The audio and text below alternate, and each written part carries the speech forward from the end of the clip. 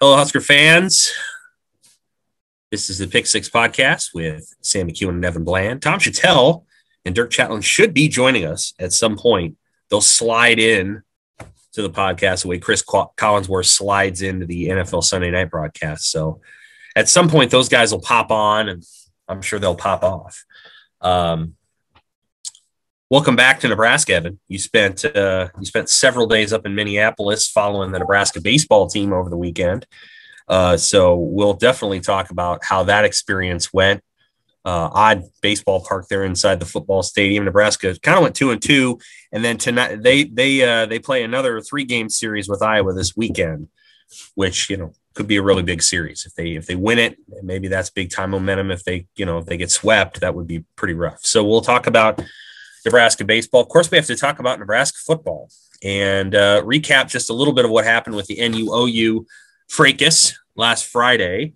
We're 6 days later, but I talked to Bill Moose a little bit, I don't know, 24 hours ago, about the thought process that went into why they even considered it, and the fact that they might be trying to move one of their home games to get it on September 4th, which is is an interesting move, so they can maybe get some momentum early in the season before they play Oklahoma.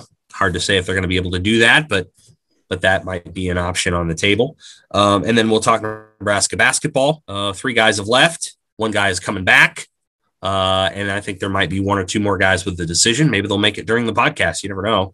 And then we'll talk the Ncaa Tournament. I'm going to ask everybody for their Final Four, and then we'll go through a series of questions I try to ask every year, just like sleepers and who's your number 1 upset in the 13-4 line, all that stuff. So we'll get right to it. I want to let everybody know that our sponsor, which we appreciate, remains the Schwalbach Agency. Team Schwalbach is a family-owned all-state insurance agency with 4 licensed insurance pros, saving thousands of Nebraska Husker fans money. They sell homeowner, auto, life, and flood insurance across Nebraska, and they also insure all the big boy toys. Motorcycles, boats, RVs, off-road vehicles. If you've had your roof replaced in the last 5 years, give Daryl Schwalbach, Kyle Schwalbach, Nancy Mostek, or Kyle Murdoch a call at 402-590-5200. They can help you save a bundle. Free, no obligation insurance reviews and quotes. They're going to make sure all their fellow Nebraska fans are properly protected. You can contact them at 402-590-5200 or www.nebraskaallstate.com, www.nebraskaallstate.com. Thank you to Team Schwalbach. Okay, Evan, you were in Minneapolis on Friday morning, I assume dozing away perhaps, when around 8:57 in the morning, Brett McMurphy puts out a tweet regarding the fact that Nebraska is trying to get out of its big game of the century game with Oklahoma. You were covering baseball up there, so you didn't look at it. You were looking at it probably as an onlooker, the way most Husker fans would. What was your immediate reaction when you saw that, and what were you thinking as the day progressed? Yeah, I was actually driving there when the news broke, and I mean, to be honest, my first reaction was, what? You got to be kidding me! Like, that just seemed so far out of the blue on a random weekday in March that's what we're talking about. Like, and then, I think from there I started thinking, well, okay, where would that information have come from? Certainly not Nebraska, maybe Oklahoma if they knew about it. And although it seems like that's less and less likely now as we've gone on and things have come out, probably more likely it was from some of the other schools that, had been contacted by Nebraska.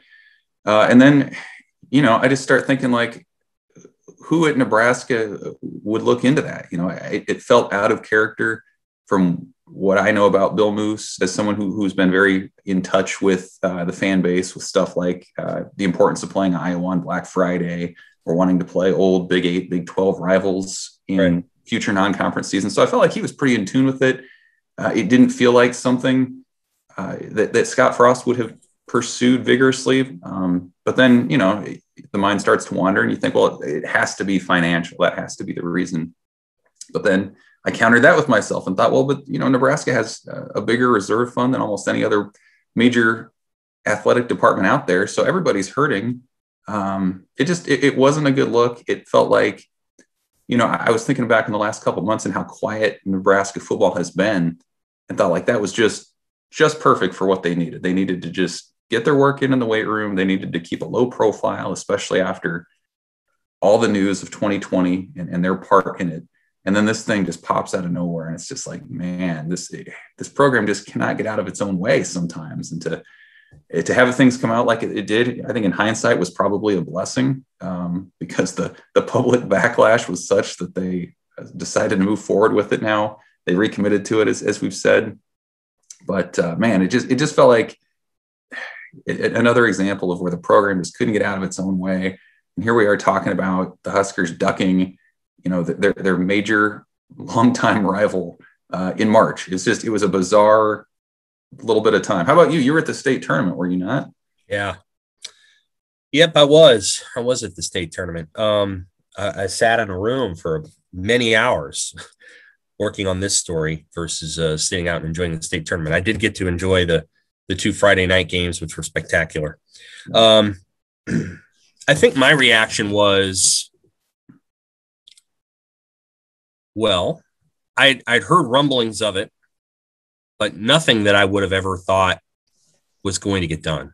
I just, honestly, you hear a lot of things, and that wasn't one that I really believed. I think there's it just seemed unlikely. And some of the things you hear obviously aren't true. They're not true. Guys transferring, they're going to do this, they're going to do that. I made some calls, and it just, nobody had heard anything. So to see that on Friday, I was like, oh, okay. It really took me by surprise. I was surprised by it, I would say. And, yeah, I was surprised it took 6 hours to respond. In talking to Bill Moose yesterday, I think, we talked at length. And not everything is quoted in the story, but we talked at length about what went into that decision-making process. He reiterated his love for rivalries and for traditional games. And he also reiterated the financial situation that Nebraska faces, and also the financial situation of the community. And then I think there is this sense of wanting to get off to a good start and not having that Oklahoma game turn into a sort of a torpedo effect. So as the schedule stands right now, they play Illinois, they play Buffalo. They're going to be favored in both those games. Then they play Oklahoma. They're not going to be favored in that game. Then they go to Michigan State. They might be favored in that game. And then they play Northwestern, and that'll probably be a pick 'em as well. Now, if I'm just looking at it, I actually think they can go 4-1 in those games. I don't really think that it's not, they can do that. They can play those 4 games independently of what they do at Oklahoma, and they can play well. And I think they can win those 4 games, if that makes sense. Mm-hmm. But I think there's a sense, and this is why they're trying to explore, maybe trying to move that November 13th game at Southeast Louisiana, or against Southeast Louisiana, up to September 4th, whether it's them or it's somebody else. I think they want to try to create, Illinois home game, then go to Oklahoma, create some momentum, some positive vibes. They really haven't had that since Frost got there. So the best chance they had at it was Colorado. And of course, Colorado made that second half comeback, and that was pretty devastating. But, I think some of what's going on within the program is just maybe a little overfunctioning, concerned about the economy, concerned about the budget, concerned about momentum. I think maybe just focusing on the practices and the playing of the football games and doing your best there and letting the chips fall where it may. That might be their best plan for this year. I do think there's 6, 7, 8 wins on the schedule. I don't think that the expectations around here right now are outlandish, especially given the schedule. I think most people think they're going to be a pretty good team, but not maybe a great team, and people aren't expecting anything. They're not expecting 10 wins, not with that schedule. I think there's some of that sentiment in there. Moose did tell me Frost was aware of the conversations. He was in the conversation. So we'll have to ask Frost when we have an opportunity to talk to him, just what his thoughts were on it. And, and why they ultimately decided to recommit to the game.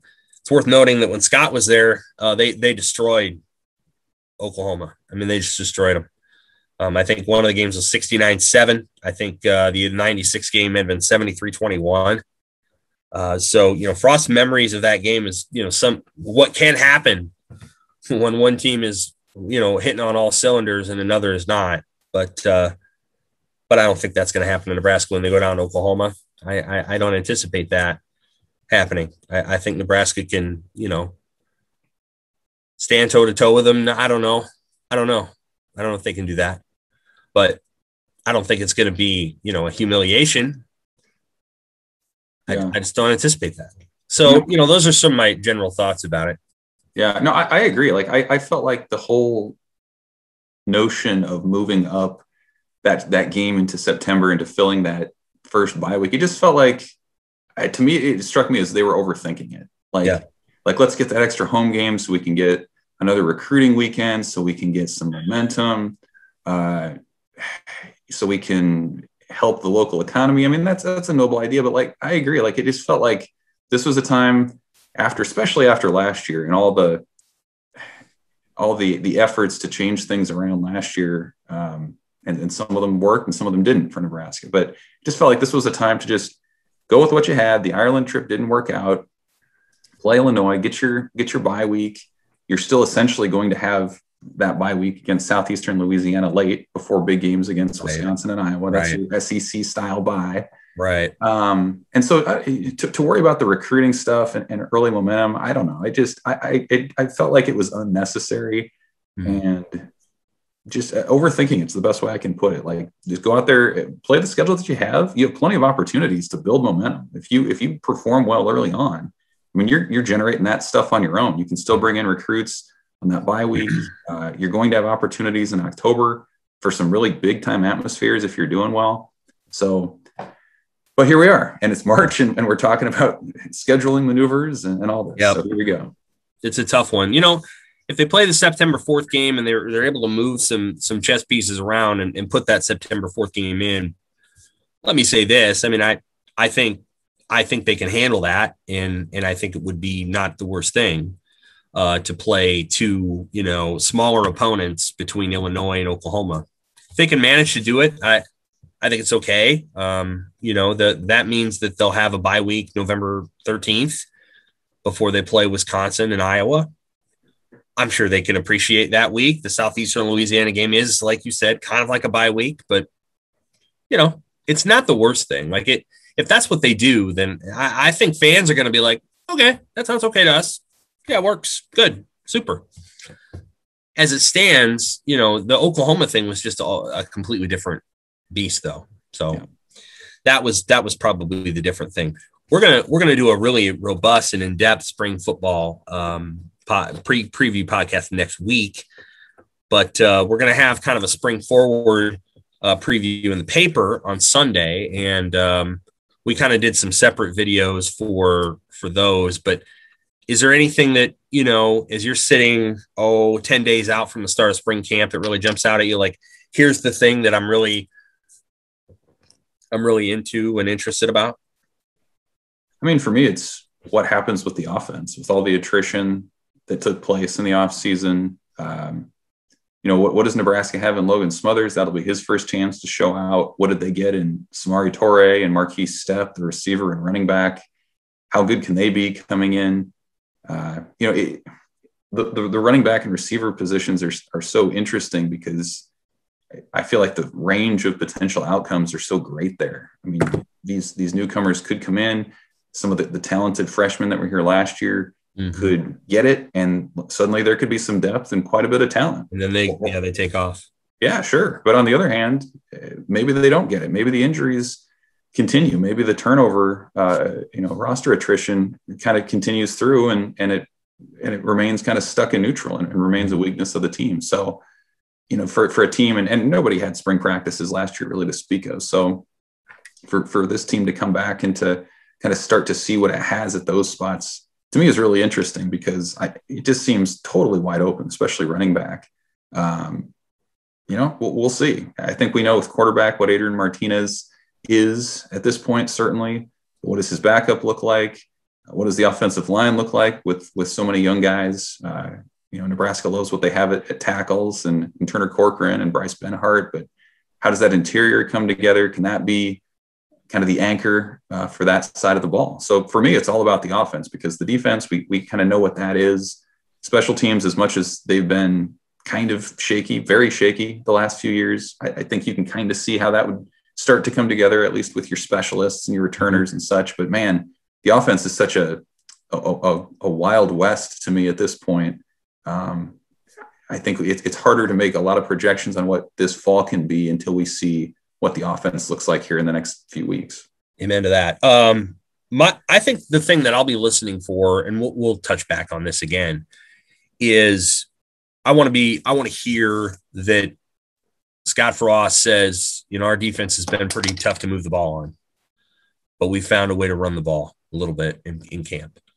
I want to hear both that the defense is as good as, it can be in camp, that the defense is ahead of the offense, because it probably should be.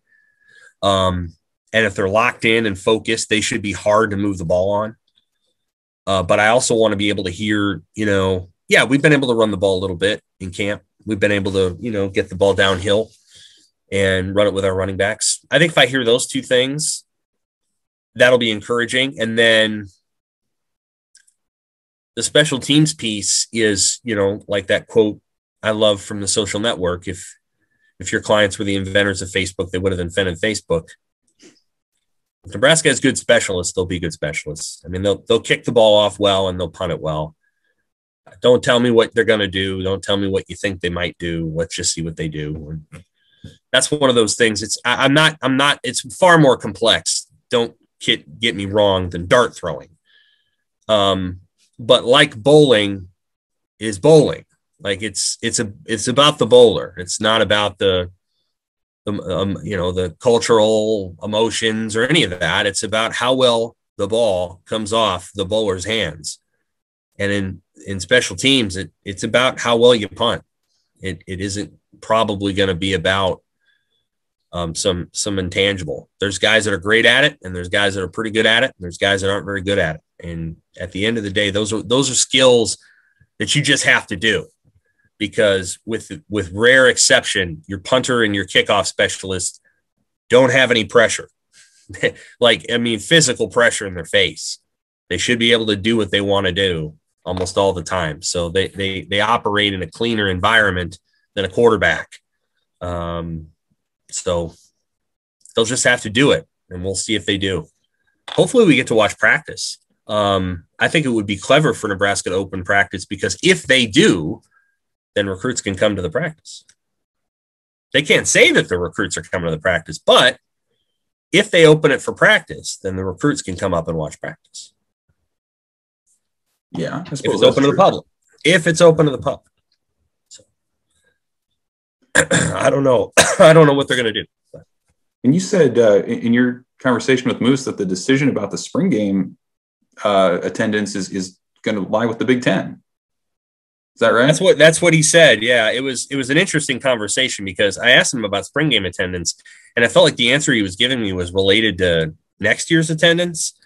But then he went on to say, I see it as a positive. The NCAA is allowing, certain number of people in the arena, and the Big Ten is allowing, people on campus sites, and the Big Ten is allowing, allowed attendance at their tournament. So, and I said, well, how quick are they going to make the decision? And he said, well, in about 3 weeks or so. Well, you wouldn't have to make the decision on next year in 3 weeks. So I think he's talking about spring, and I know he's talking about spring. And we talked about how Purdue is obviously not going to have fans, because the Purdue spring game is tomorrow, or its last practice, I believe, is tomorrow. So they're not doing anything, obviously. I guess that would fall in keeping with the Big Ten's trying to keep everything even mantra, but sure.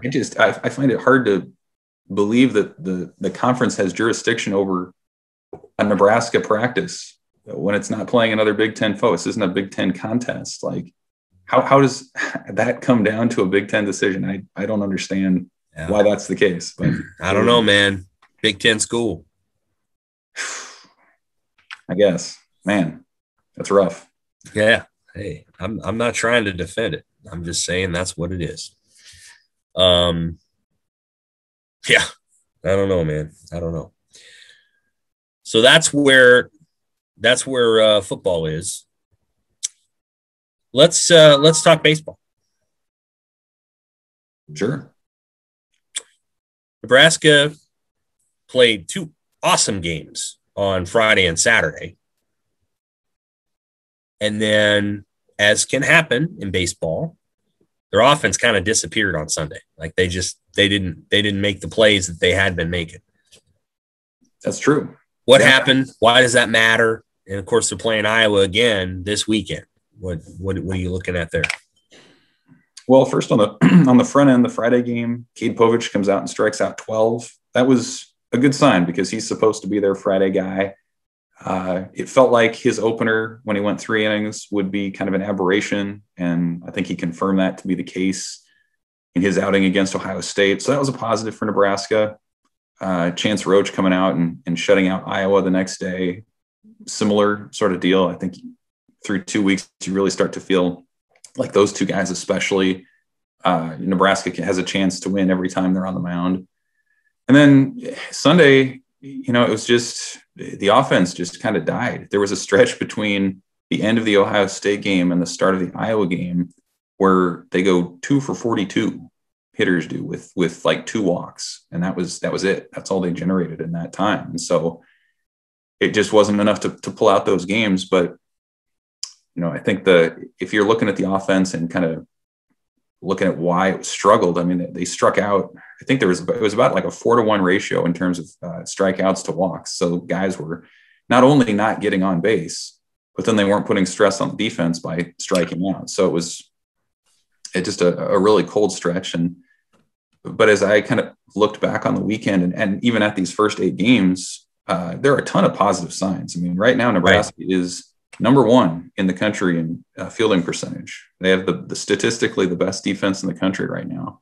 And their only error officially was a catcher's interference in the first game. That's the only mistake they've made in the field, really, outside of maybe a couple Sun-aided doubles type things. But so that's really good. The ERA is a top 25 figure right now. And the bullpen, which I thought coming in had a number of question marks, has an ERA of like 1.5 with 11 different guys doing it. So you can see the formula is there: pitching, defense, and the offense is upgraded and deeper than it's been. So on days when the offense is even average, when they're getting their RBI ground outs and they're moving runners, they don't even need to hit 3 home runs. As long as they're just putting the ball in play and stealing some bases and things, there's just a lot of ways that Nebraska can win games going forward. And so you talk about Iowa this week, 3 games in Iowa City. It's interesting. Iowa, under their current coach, Rick Heller, has had more success against Nebraska than anybody else. So it's actually been consistently Iowa that's been the foil for Nebraska over the years. And this is a really interesting situation this weekend where Nebraska is 5-3, Iowa's 3-5. If Nebraska wins that series, you can really start to see some separation in that upper tier of the standings with Michigan and Indiana, who are both 7-1. And if you lose that series, you're right back in the pack. I mean, you're right then. You're probably right even with Iowa at that point, and like 5 or 6 other teams: Illinois, Ohio State, Northwestern, Maryland. There are a ton of teams in that middle section. So, there's a temptation to say, yeah, it's still early, it's still March, but after this weekend, they've reached the quarter point of this league-only schedule this year. That'll be the season will be a 4th over at that point. So it's kind of a big weekend to see just where they might start kind of establishing themselves in the standings. Who are the 3 guys on this team so far that have really jumped out at you and made you go, whoa? Pretty good stuff. Well, Max Anderson, he's still hitting like 400. The third baseman, DH, he's been as advertised. Cade Povich, the Friday guy, striking out 12, I think was really interesting. He only got a few starts for Nebraska last year. He was a JUCO ad, and he was somebody that a lot of SEC schools were in on and had encouraged him to play another year of junior college ball when he chose Nebraska. So he turned down some pretty high profile suitors to come to the Huskers, and he's shown out like he can be that guy that they need in a must-win sort of situation. So he's been good. And then Spencer Schwellenbach, I mean, he's been flawless at shortstop. He's got a cannon for an arm. He makes all the plays there look so effortless. And then he gets on the mound and he's hitting 97 with command. I mean, his high school pitching numbers were just insane. Well over 200 strikeouts. I think he had like 30 some walks total. So he's got a ton of command. And he's that ace that Nebraska can just kind of hold on to for the ninth or for that high leverage spot. And, you know, he might be the top Big Ten draft prospect this year, just for what he can do both as a hitter, fielder, and as a pitcher. There's a lot of avenues for him to succeed in pro ball. So, you know, I would say those three certainly stand out. And then just in general, the depth, they've got so many hitting options. The bullpen's deeper than it's been. And I know that's true throughout college baseball with the pandemic, keeping players around. But I really think for Nebraska, it gives them more versatility and more ways to win games than they've had in a long time. They're averaging 10 strikeouts a game. That's not ideal. Right. That would be the area that needs to be fixed. Like, you just, for them, it's been striking out in key spots. Like if you have a guy at second and third and one out, more often than not, Nebraska's struck out there. Just put it in play. Just ground out to second. Just hit a fly ball to left. Like that's all you need to do to get a couple free runs. And it just hasn't really happened. I think it's interesting because they haven't been able to play matchups. You think about Will Bolt's staff came in the summer of 2019. They didn't play any Big Ten games last year. So they're still learning all about these guys. This is the first time through for them. So they're still trying to figure out matchups and things of that nature. And I think that'll probably come as they go along. But yeah, certainly that's the one area I think that you have to look at and say, if you're striking out 4 times as often as you are walking, you're not having a lot of command of the strike zone, and you're letting defenses off the hook. And as we know in college, like, these aren't major league defenders. They're going to be mistakes. And so just putting the ball in play, things are going to happen. And so far, that's been kind of the weak point and probably the thing to watch if Nebraska is going to take that next step and contend in the league this year. Well, you know, it looks like the two teams that are going to run away with it, well, not run away, that's the wrong word, but there's a big log jam at 5 and 3. And then the two teams at the top are Michigan and Indiana. And does Nebraska get both of those teams at home? They get Michigan at home at the end. Michigan at home, they go to Indiana. Okay. But so what I would say is it's good to get Michigan late, because if you need to help your what do you want to call it, NCAA tournament profile, you'll be able to do that right at the end. Yes. Oh yeah, everyone will be watching for sure. Yeah, that's a good time to do it. That's a good time. So they play 4 against Indiana, 2 in Rutgers, in Piscataway, and then 2 in Bloomington. And then at the end of the year, they get Michigan at home, and I think that's going to be a big deal. Having that series in Lincoln, that's going to be a big one. Maybe not quite like, you know, Texas or Baylor in the old days, but right. I think that's going to be a really big series because Michigan looks pretty good. They do. But the important thing, too, is to remember everyone's playing everybody this year. So usually they're in a typical Big Ten year, you play 8 of the other 12 teams. And so often the race comes down to, well, who do you miss?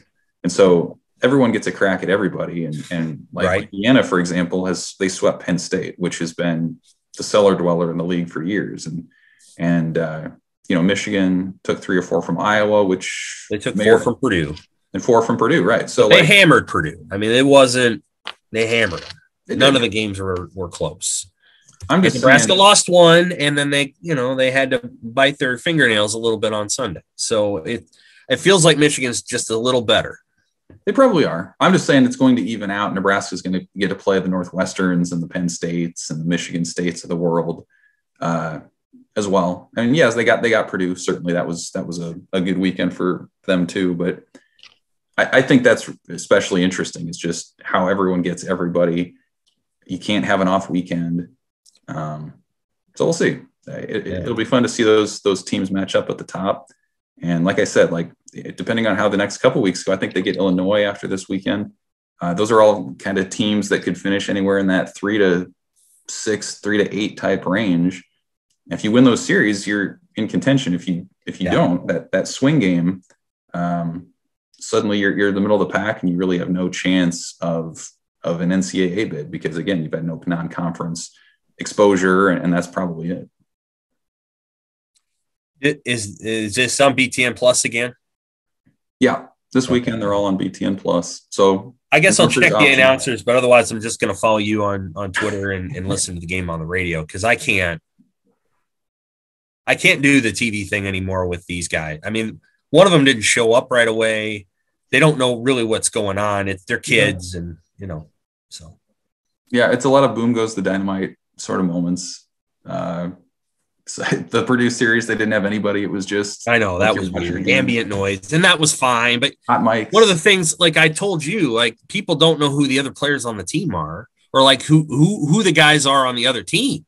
Yeah, and sometimes that's valuable. Like if you've got 2 on and 2 out, and the guy that's at the plate is their best hitter, and Nebraska strikes him out, that's a bigger deal than if it's the number 9 hitter who's hitting 173.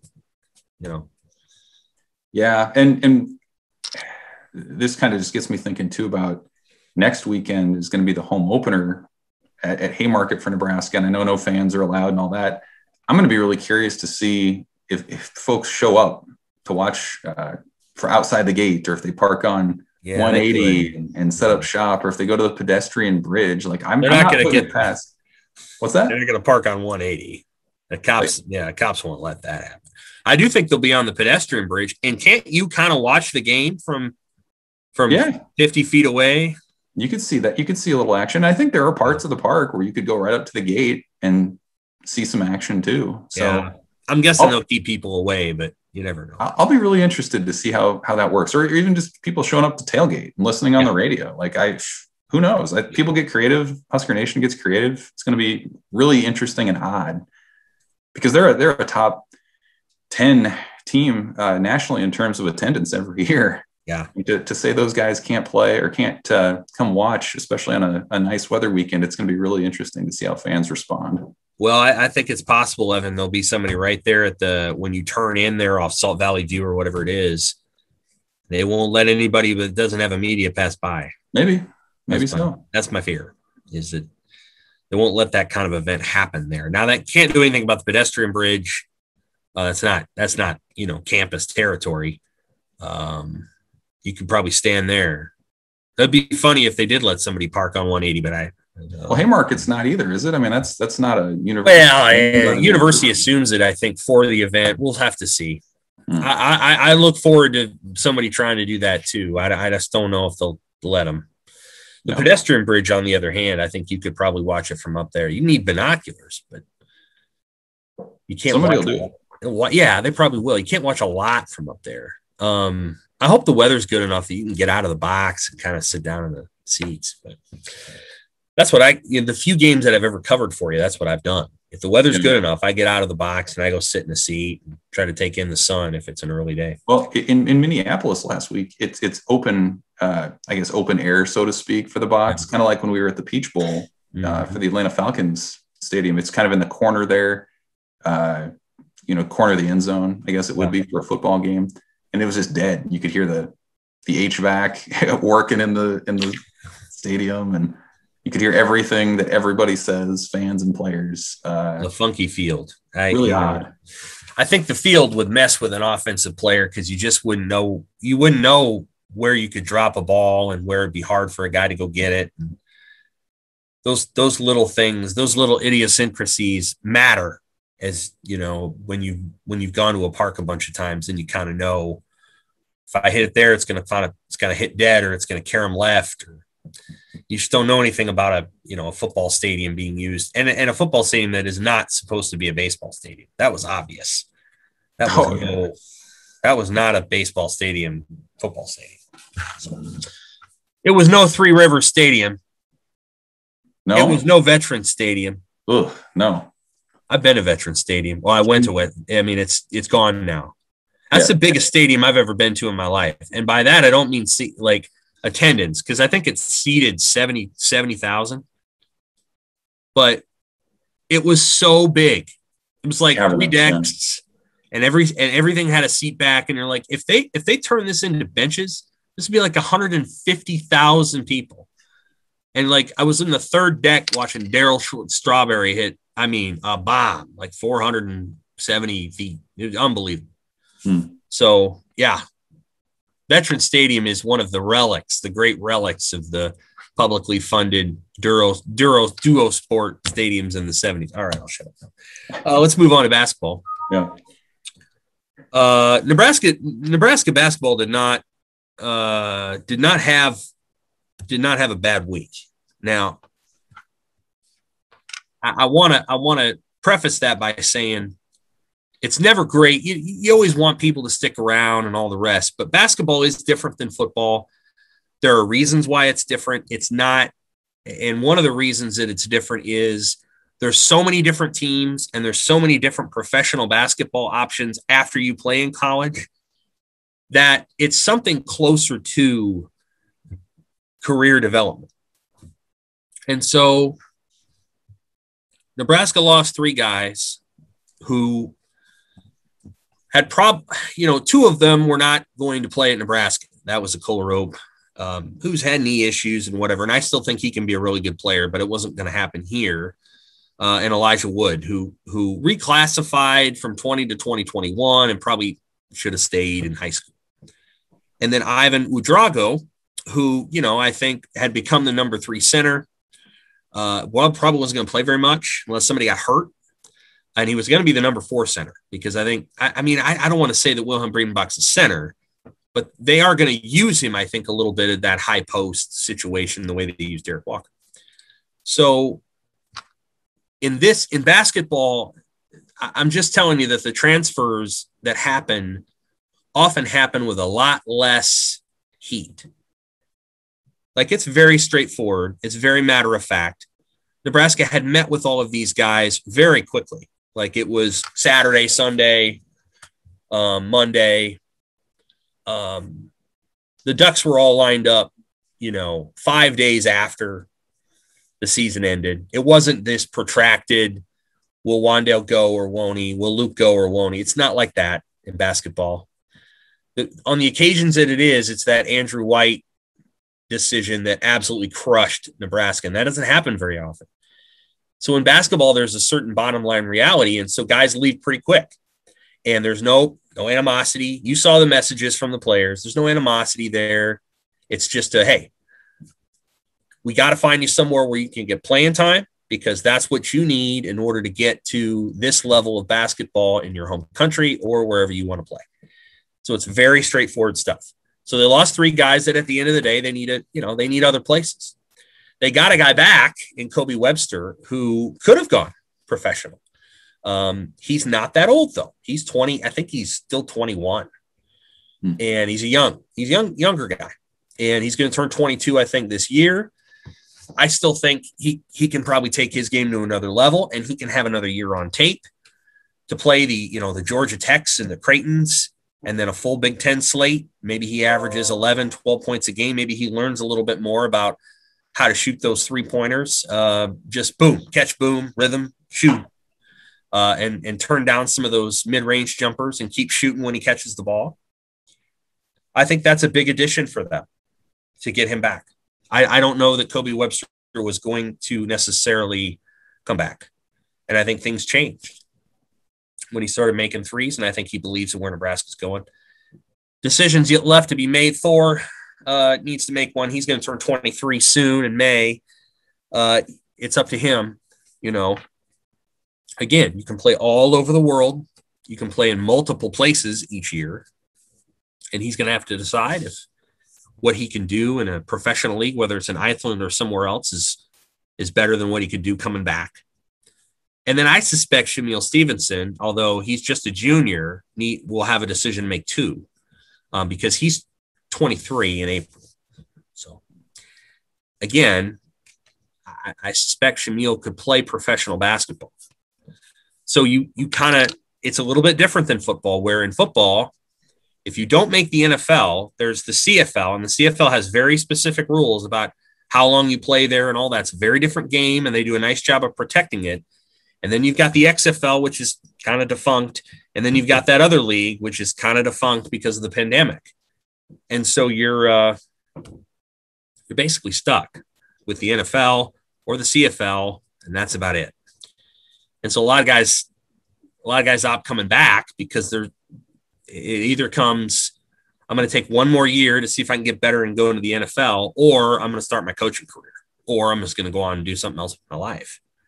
In basketball, you can make a career out of, you turn 21 years old and you can go play a lot of different places.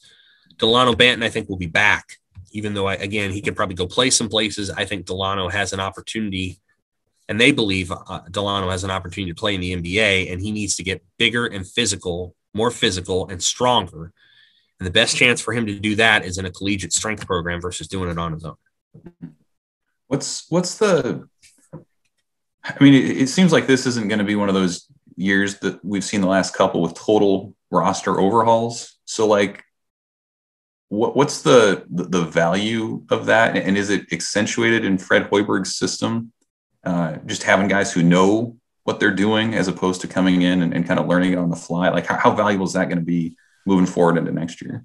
Valuable in this circumstance, yeah. I think you're going to see at least 3, Minnesota, Penn State, and Indiana, sort of shift the way. I mean, they're going to start over, and then I think there's 2 or 3 more teams that are really going to hit the reset button in a way that roster wise, where they're not going to be any better than Nebraska. Let's put it that way.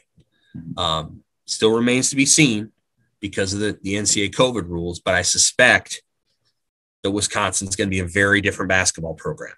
And I suspect that Rutgers is going to be very different after this season. And we'll see with Maryland. I think all the guys from Maryland are probably going to come back.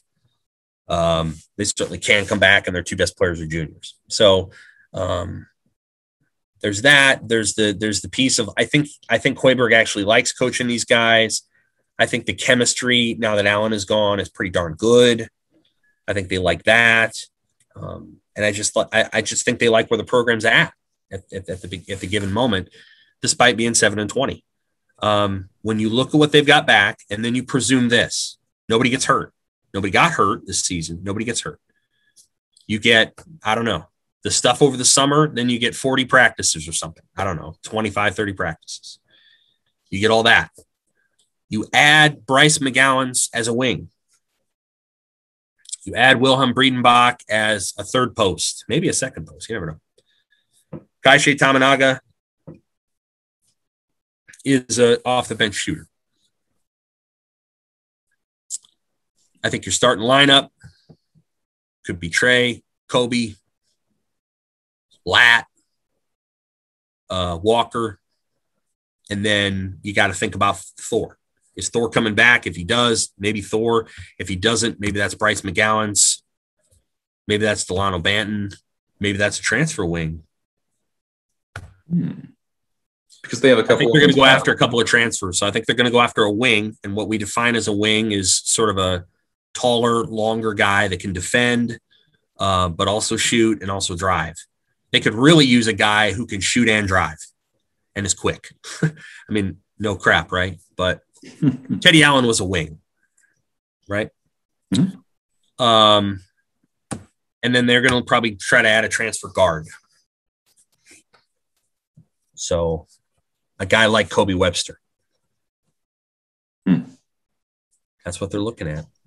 Did you start to see that system come together late in the year? I mean, everyone talks about Teddy Allen's departure as kind of that moment. And I don't know if that's the case or not, but right. Did it start to coalesce a little bit like you thought maybe that it would with the 3-point shooting, the driving and kicking? Did that come together more late in the year with these guys? Did you think? Yes, it did. I thought they looked better on offense later in the season. I think you saw Trey McGowan's get better at going all the way into the lane, stopping, and then kicking back out, as opposed to running into that traffic and committing a turnover. I think Kobe Webster got a lot better. I think Lat Mayen is still a work in progress. He needs to shoot the ball. When he gets it, catch it, shoot it. He's getting there. It'd be nice if he could add a drive component to his game so that when their defense is closed out on him, he can go underneath that, he can go underneath a hand and drive to the hoop. Love what I saw out of Eduardo Andre. I think that's going to be a big addition. And then when Derek Walker doesn't foul and when he's not in foul trouble, their offense looks pretty darn good. So Walker's often in that high post, and when he's there, and again, he's not fouling, they're pretty good. I think one of the challenges, they got to make sure that Derek Walker stays on the floor. And if he gives up a basket, it might be worth it to not foul, because I think he's really important to their offense. And it's possible that Andre can get to that too. And then I think their feeling about Breedenbach is that he's a great passer. And so he fits everything they want to do really well. And then Breedenbach brings a defensive quality. He can go get a block. Defensively, they're not great at the rim, and they're not a great defensive team at the rim, but Doc schemes it up well, and they did a nice job of team defense this year for the most part. So yeah, I think it's starting to come together, but it's always in context. You have to look at what the other teams are going to be. If Wisconsin brings everybody back, hard to beat Wisconsin. If Wisconsin doesn't bring any of those guys back, you're going to take 2 from Wisconsin, because the 7 seniors are their whole team. So you just don't quite know until, ask in a month how good they're going to be. But if I was sitting here right here today, I'd say, well, I think they're going to be at least 10th in the league. But, I also thought they would be 12th this year, and they weren't. Now there's reasons why they weren't, but I thought they'd be 12th. Right now, I'd say 10th. Just because of what the other teams are doing. Yeah. Minnesota's going to crater. Penn State's, they're starting over. All their guys are in the transfer portal. And then Indiana. And then, it comes down to Northwestern and Nebraska. I think Northwestern and Nebraska are very comparable programs. I just do. I thought Northwestern looked like the slightly better team on that game at the end of the season, but Nebraska almost won it anyway. And so I think if you give Nebraska another year together, and Northwestern's had 2 years together with those guys, I think Nebraska will surpass them. So I would say 10th. I know that maybe sounds Pollyannish, but that's where I see it right now. We'll see. Are you a big Ncaa tournament guy, Sam? Yes, I am. I thought we'd have Chateau and Dirk, but we don't. We don't. Okay. They're going to give us the cold shoulder here this week, I guess. Well, I believe Dirk had parenting duties that pressing, so it was important. Yeah. Yeah. I love the Ncaa tournament. Do you? I do. Yeah. I often reflect on my failings and successes in the bracket world. None worse than when I picked Iowa State in 2001 to win it, and 15 seed Hampton rose up, and oh my God, yeah, I remember that. Just gave me no reason to keep my bracket after the first round. That was probably the low point. You don't usually get mad, but were you mad when that happened? Yeah, sure I was. Like, that was a good team that year. I think Marcus Fizer had moved on, but they had like Jamal Tinsley and they had a great team. Some other teams. I mean, the Big 12 was a ton of fun that year, and to just totally fizzle out in the first round, man. It was rough, but the NCAA tournament's great. I mean, it's the true. It's true madness. I mean, everybody gets in. There's no talk about haves or have-nots or Power 5 or Group of 5. It's it's wide open. You win your conference tournament, you're in. Every year for Nebraska, as bad as Nebraska ball has been, every year you could still always say, well, if they win 10 straight, right, in their conference tournament and make a run in the NCAA, it's like it's all still in front of you technically. I love that. Yep.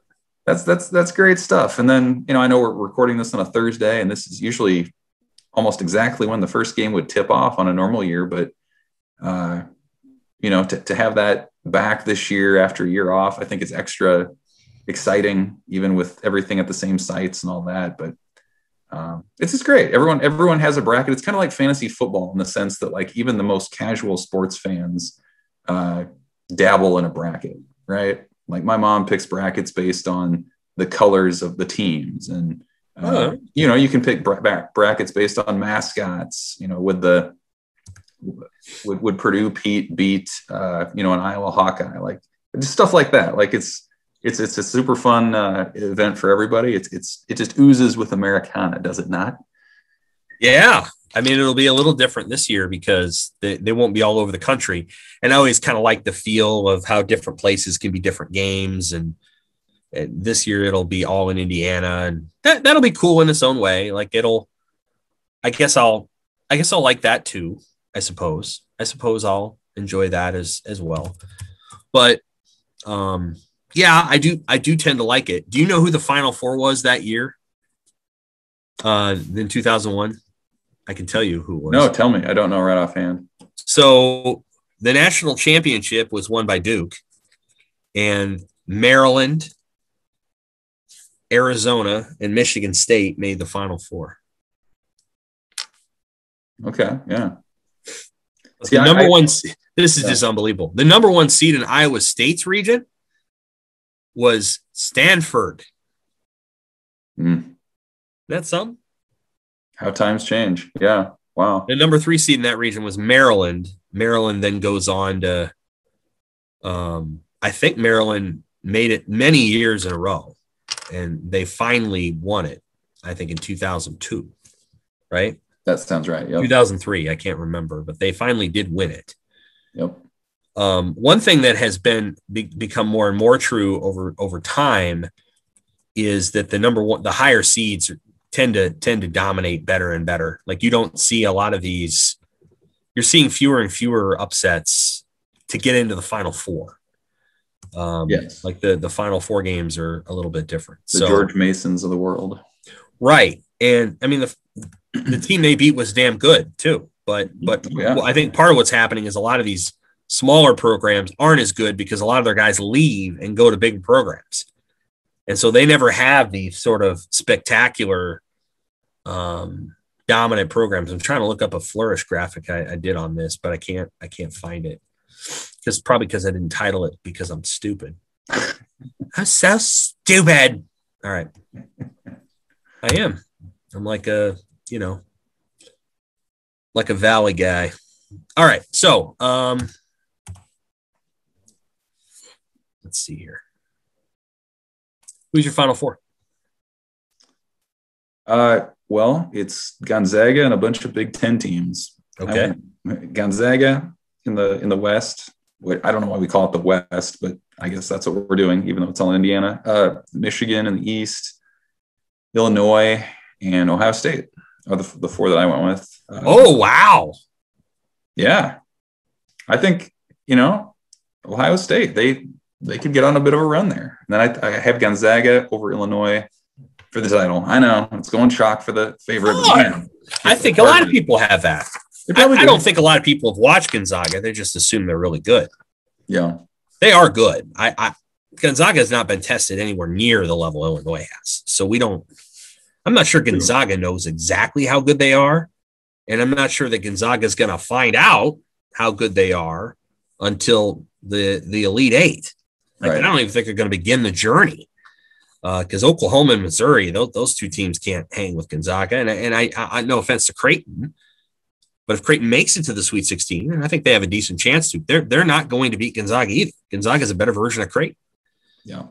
So, they may not find out until they play Iowa. And Iowa's pretty good. Now, Gonzaga's already beaten Iowa this year, but it was a good game.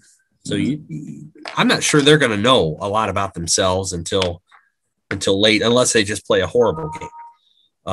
Like, for example, if Gonzaga was playing the winner of the North Carolina-Wisconsin game in the second round, they might learn something if it's North Carolina, because North Carolina is just as athletic as Gonzaga, and they're big. But they're not going to learn that because they're not playing those teams. They're playing Oklahoma and Missouri, and I've watched enough of both to know that neither one of them are going to beat Gonzaga. My Final Four, for what it's worth, is Gonzaga, Illinois, Baylor, and then I really don't think Michigan's going to be there. I picked Florida State. And I think the reason I picked Florida State is, one, I think they might have the best coach in the group in Leonard Hamilton. And he's been here a lot. This is Juwan Howard. Juwan Howard's a brilliant guy, but this is his first NCAA tournament as a coach. Yeah. I picked Florida State because I feel like the coach has been there a lot, and they've got a pretty athletic and talented team. Mm-hmm. After that, I kind of think Connecticut, although again, they got to play Alabama, two very different styles. If Connecticut wins its first game against Maryland, then they play. If they were to play Alabama, it's two very different styles, but I think they can win that. But that region, that East region, is the one that I think is going to be kind of fun, because I don't quite trust Michigan to get all the way home. I think they're a year away, and I think they're a year away. And then in the South region, I got to look this up. That region was pretty chalky, I think. And I think I ended up with Baylor and Ohio State in the Elite Eight. So, all right. So those are your 4 Final Four teams, right? Yep. Next up, give me your number. And this is why I wish Dirk was here. He's not. But Dirk does this cool thing every year where he has, the upset pool. Yeah. One number 9, one number 10, one number 11, one number 12, 13, 14, 15, 16. Mm-hmm. Give me your 9 through 16. 9 through 16. Yeah. So like what teams are you picking to potentially pull upsets? And then once you get down to the 15, 16, what teams are you thinking might happen? Yeah, good old Maryland, Baltimore County. Well, I'll give you just, I guess some of the upsets that I had early on. I think Utah State, I have them as a Sweet 16 team as an 11. I think that they can get past Tech, and I don't know, Arkansas doesn't blow me away with what it's done this year. Maybe it should, but it doesn't. So Utah State as an 11, I think will make something of a run. Virginia Tech, I think, can, as a 10, win a game or possibly 2. Probably not 2 with Ohio State there, but certainly a game to get out of the first. Oregon State in the Midwest is a 12 that I picked over Tennessee, and I think they could beat Oklahoma State as well to get to the Sweet 16. Okay. And then, I don't know if you want to call this, I guess it's an upset by seeds, but whoever gets the play in between Michigan State and UCLA, it just feels like one of those teams could beat BYU, could beat Texas in the second round and maybe make a run too. Yeah. And as far as like kind of your major upsets, like, I guess I don't necessarily trust Alabama, and I haven't watched a ton of SEC basketball this year, to be totally honest, but I could see Iona. They're a team that's always there, making things competitive in that sense. And then also Cleveland State and Houston. Houston as a 2, like, I don't know. I'm not super familiar with their resume. Yeah, that just seems like a team that, if Cleveland State gets a little hot, why not? Why couldn't that be a competitive game toward the end? It's not like Houston's got a ton of history or experience as the favorite in that situation either. So you thought this out. Evan Bland's got a plan. A little bit. Yeah, you got a plan. I like that. So that's what those are some for me. How about you? Who are some of your underdogs? St. Bonaventure in the 9 slot is, to me, Yeah, St. Bonnie's. VCU in the 10. I'm probably biased a little bit toward East Coast basketball. I think it's more physical, and I think it tends to translate well to the Ncaa tournament when the refs call fewer fouls. And so VCU plays Oregon. Syracuse, but I could easily put Michigan State there. Syracuse is a hard team to prepare for. And then you prepare, and then you see the zone, and then you got to beat the zone. And if you're not used to playing against the zone, it can be a bear. Yeah. Syracuse has won, I think, 8 of its last 9 first-round games. So they win those. Oregon State over Tennessee at 12. I could very easily go there with Georgetown or UCSB or Winthrop. But that's the way I went with that one. And then, it's ironic. I have Florida State going to the Final Four, but I think the team that might pull the upset is North Carolina Greensboro in that first round game. I don't like the Liberty matchup for Oklahoma State. I really, really don't like Ohio, Virginia, but you never know. President Obama picked Ohio to go to the final, to the Sweet 16. So maybe I need to do that. Rethink that strategy. And then I don't think North Texas will beat Purdue, although North Texas apparently has a nice team. Morehead State did this once before when they beat Louisville. Cleveland State, just like you had, and then Drexel, which is by some margin the best 16 seed. Unfortunately, they're playing Illinois. If you told me they were playing Baylor, or if you told me they were playing Michigan, I think I might say maybe, but I don't think they're going to beat Illinois. To me, Illinois is the second best team in the tournament. Gonzaga, based on the regular season, is the best team, but Illinois is the most battle-tested team. So I got to be honest. I have a hunch this thing's going to get pretty messy in a lot of the regions, except maybe Gonzaga's region. I think you're going to see some 7 seeds or 6 seeds in the NCAA tournament, in the Elite Eight.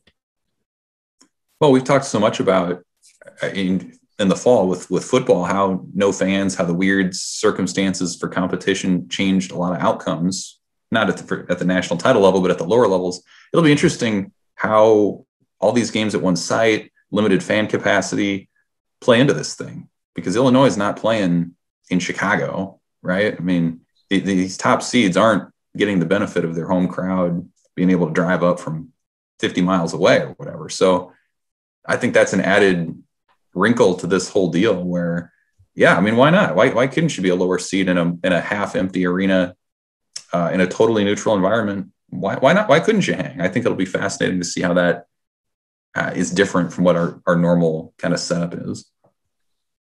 Yeah. Yep. It's going to be interesting to kind of watch. I don't know how it's going to turn out. I don't know how it's going to turn out. So you think Michigan State's is the double-digit seed with maybe the best chance to get to the Sweet 16? Is that right? Or UCLA? They're one of them. Yeah, I think they can make a run, win a couple games. Like I said, I have Utah State. They're one of my upset picks to make the Sweet 16. Yeah, and Oregon State is as a 12. So those actually have those 3 in the Sweet 16. And history tends to show that you usually get about that many. Who knows if it'll be those teams, but that would be in keeping with kind of the history of this tournament. How about you? Who are your other Sweet 16 kind of underdogs? You laid out a bunch of possibilities, but who did you commit to? Let me see here.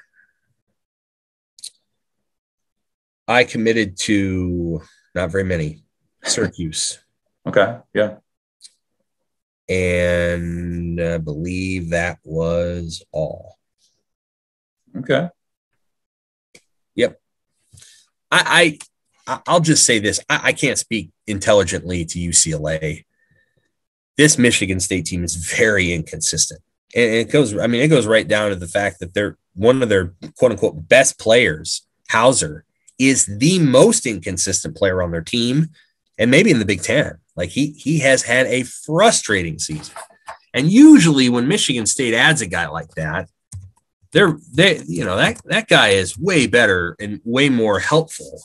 Now, Hauser has been up and down all season long.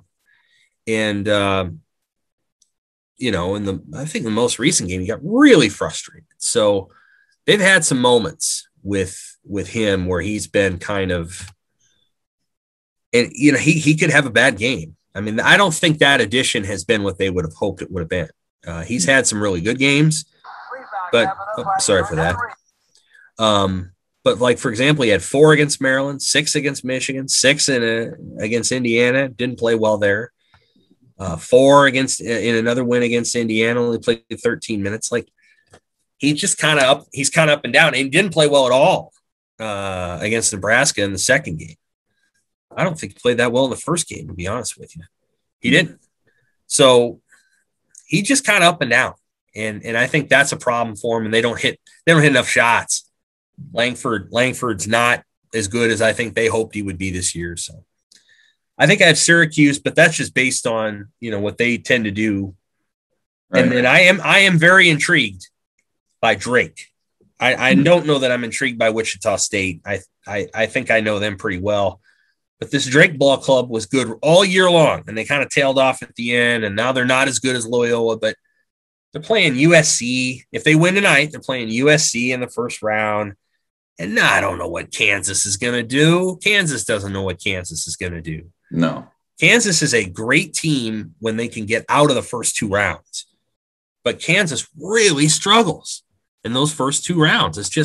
They had a period of time where they didn't struggle, and they made a lot of Final Fours and they won a natty, but they tend to struggle quite a bit in those opening rounds.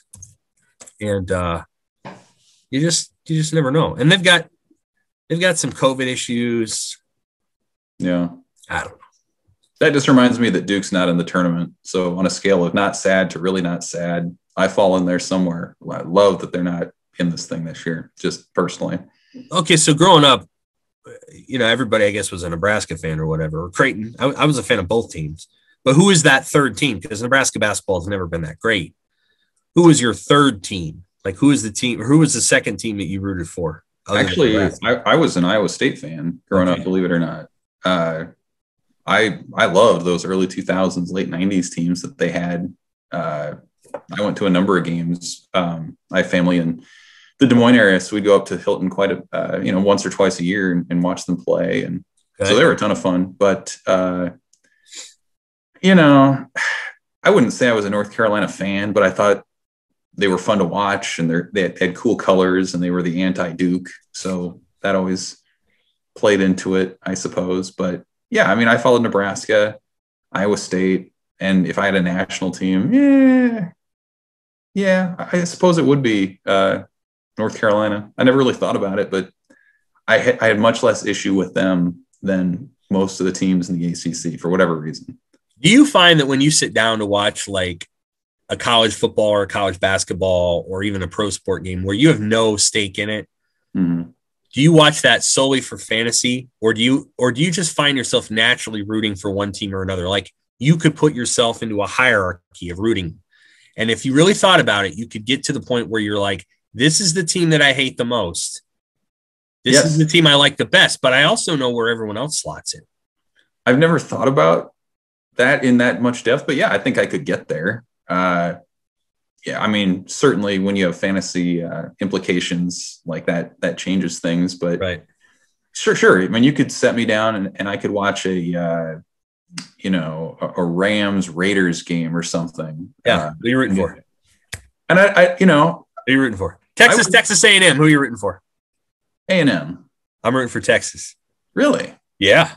What do you have against A&M?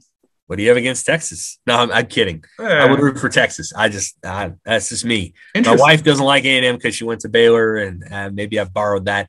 But Texas A&M, I'm rooting for Texas. I know people probably hear that and are like, oh my God. But I'm not a big Texas A&M fan. LSU, Alabama, who are you rooting for? LSU. Alabama. Really? Alabama, Auburn, who are you rooting for?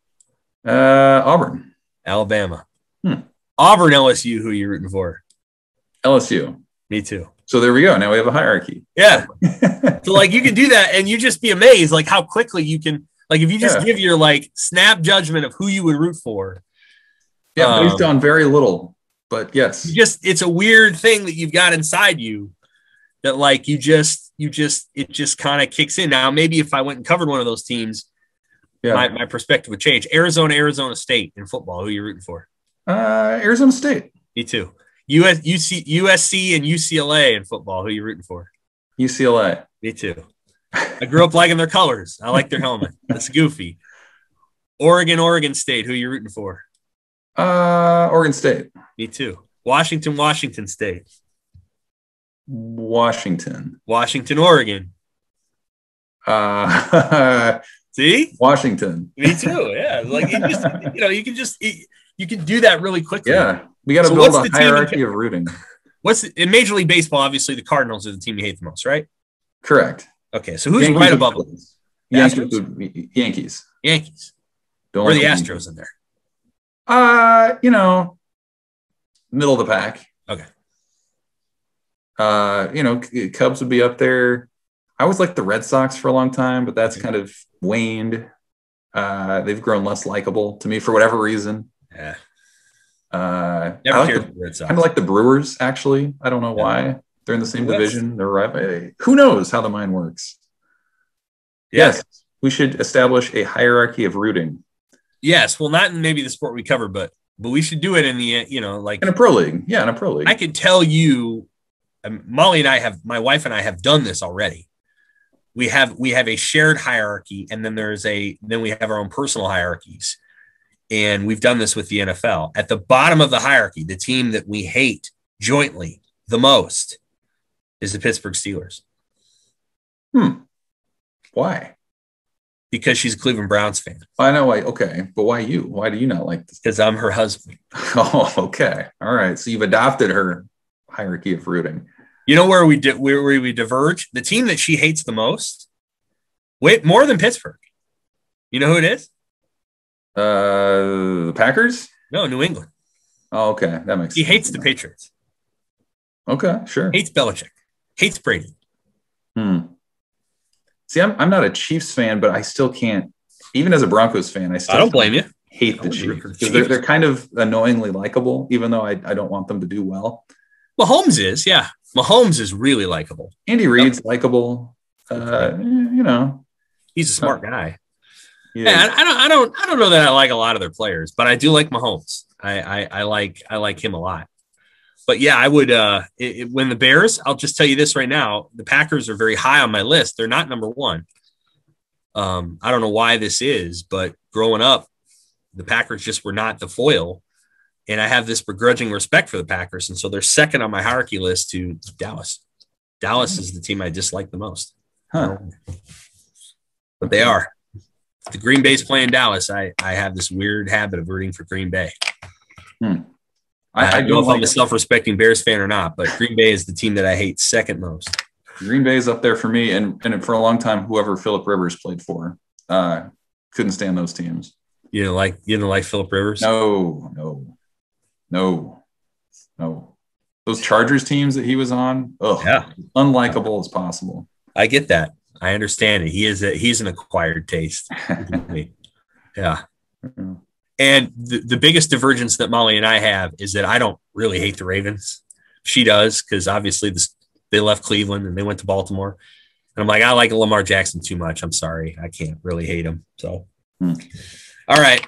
I think we've gone on long enough and Z's ready to go. So we hope you've enjoyed this podcast, and we'll be back next week for a full Nebraska football spring preview. So we'll go down every position. By then we'll have talked to some of the guys about Pro Day, hopefully Scott Frost, and we'll have a lot of insight on where they're going and where they've been and all the rest.